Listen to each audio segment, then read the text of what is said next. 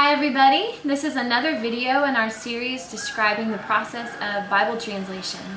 And they say that about 50% of the time that you take in your project in Bible translation should be spent on testing what the drafters have done.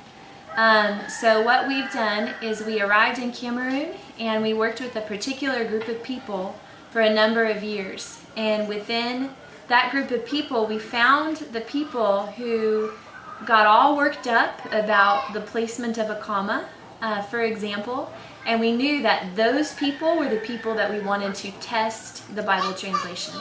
This group of people may not be fun to hang out with at a party, but this group of people is exactly who you want testing your Bible translation to make sure that it is accurate and that it's done very, very well. So how this works is that Dave's team drafts a particular story, they put it in my box, and then my team arrives, and it's made up of a team of 4 people, and my team arrives, and our goal is to check to make sure that their work falls in line with the goals of the translation project. And you might say, well, what are the goals of the translation project? So I have the honor of having who I call my mom here with me, Mama Brigitte, and she's going to tell you the goals of our translation project, and I'll translate that into English for you.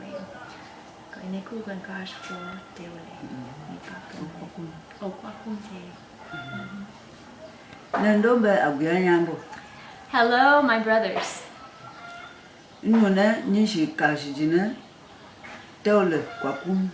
So now I want to tell you guys about the goals of our translation project, which we've created kind of an image, which is a table, to help us remember our goals.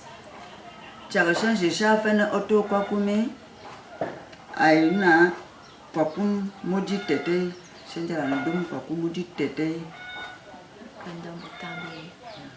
first thing is that we need to make sure that the translation is faithful.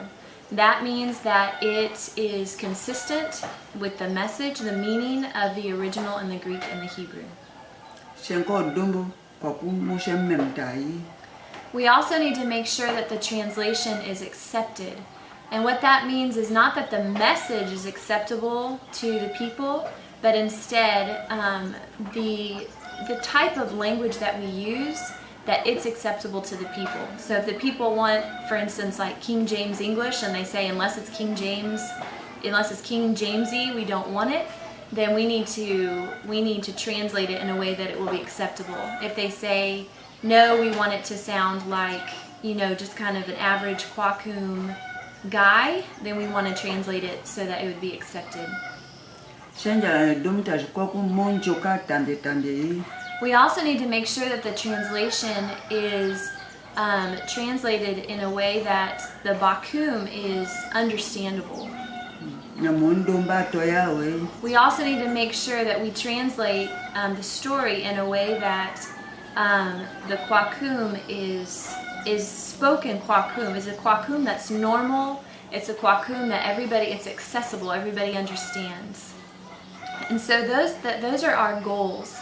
And so the first thing we do to make sure that the translation is falling underneath our goals is that each person within my group reads the story to me individually. And we do that to see if there's one particular area that more than 2 people stumble over. We know that that particular area is probably awkwardly worded, and so we go back to the drawing board and see if we can change the wording a bit so that it'll be more natural, it'll flow a little bit more. After that, we discuss the meaning of the story. The goal of our translation the goal of this project is not to just produce, but instead the goal of our project is that people worship God in spirit and in truth, and that starts with our own hearts and the hearts of our translators. So every time we go through and we read a particular story that's been translated, we ask, what does this passage teach us about God? What does this passage teach us about the condition of man? How can we apply this passage to our lives? And our desire is that our hearts will change and that the teachings that we teach here will flow down into the lives of our translators, their families, their churches, and their communities. So after we discuss the meaning of the passage devotionally, at that point, the 4 of us 5, including me, split off into our particular jobs. So Mama Brigitte has a particular job. It's to make sure that the story is not French sounding, but instead is really good Kwakum. So she has a couple jobs she'll tell you about. Okay, alors Gwensha, okay. Jo chindi fene oi to Kwakum. Jo chindi fene to Kwakum. Ni she mojina ajand tambi. Dog no pufuko. Gwensha kene verbe. Njala ne pasle a verbe. Mojina kula njoka tambi. So Mama Brigitte's job is to go through the story to highlight all the nouns and adjectives and to see if we can communicate that same idea in a verbal form. The reason for that is because French uses a lot of nouns where Kwakum would use a lot of verbs. And so we want to make sure that, for instance, like in French we would say, or English too, this bucket of water is heavy. In Kwakum we would actually say this bucket of water weighs. And so her job is to see if we can change any of the nouns or adjectives into verbs. Nko pasle non mo nchila tambe na mo chindi shengli Nyabokash phone wenke pelne phrase monji. Nunele phrase moji lawawe njala na bendo ke aina ni no kulu kakileme o ni bishle no What